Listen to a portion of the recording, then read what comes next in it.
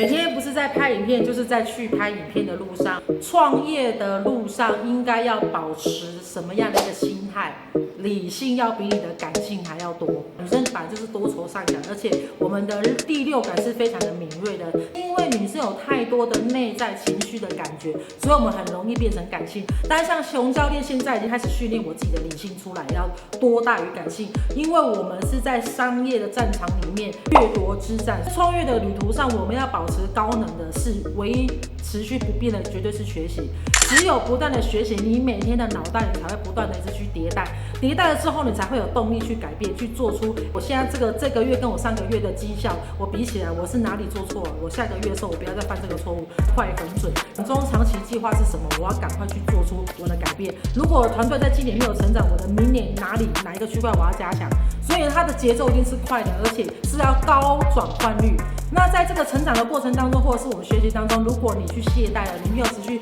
保持高能的学习，亲爱的，你都还没有成功，你就跑去疗愈。你身为一个团队的创始人，你应该去知道说你的终极目标，你最后要走的路，你最后的方向要去到哪里，这样子才是一个对的，才是一个给人家安全感的创业者。所以在这边，熊教练要呼吁大家，有没有可能是团队创始人带领我，他出了问题，而不是我不够优秀？如果你今天找的是一头狼，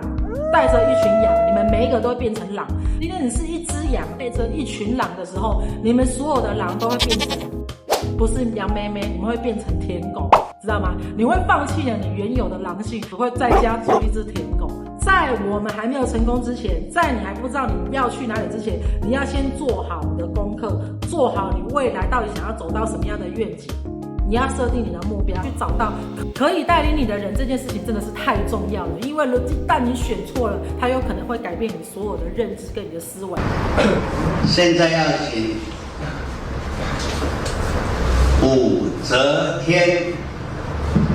唐朝一代女王，圣王先试，神灵玄武天道号，钦此。一个字，绝！还会去决定你成功的速度，你看看这个有多重要。所以真的不要找太感性的创始者，你一定要找那种非常的有动力，而且他时时刻刻都在学习，高能的学习，保持不断的学习，而且他都是一直在转换，一直在进步，这样子的一个创始团队的领导人，才是可以带着你一起丰盛富足。